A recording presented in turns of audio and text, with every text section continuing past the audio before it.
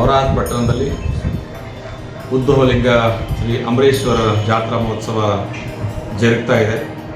ಭಾಳ ಅದ್ಧೂರಿಯಾಗಿ ಈ ಜಾತ್ರಾ ಮಹೋತ್ಸವವು ನಿನ್ನೆ ಪಾದಪೂಜೆಯಿಂದ ಪ್ರಾರಂಭವಾಗಿ, ಜೊತೆಗೆ ಇಂದು ಭಜನೆ ಕೀರ್ತನೆ, ನಾಳೆ ಸಂಗೀತ ದರ್ಬಾರ್ ಮತ್ತು ರವಿವಾರ ದಿವಸ ಅಗ್ನಿ ಪೂಜೆ, ಸೋಮವಾರ ರಥೋತ್ಸವ ಹಾಗೂ ಮಂಗಳವಾರ ಜಂಗಿ ಕುಸ್ತಿ ಕಾರ್ಯಕ್ರಮಗಳು ನಡೀತಾ ಇದ್ದಾವೆ. ಭಾಳ ಇಡೀ ಈ ಒಂದು ಜಾತ್ರೆಗೆ ನಮ್ಮ ಕರ್ನಾಟಕ ಅಲ್ಲದೆ ಮಹಾರಾಷ್ಟ್ರ, ತೆಲಂಗಾಣದಿಂದ ಸಹಿತ ಅನೇಕ ಭಕ್ತಾದಿಗಳು ಆಗಮಿಸ್ತಾ ಇದ್ದಾರೆ.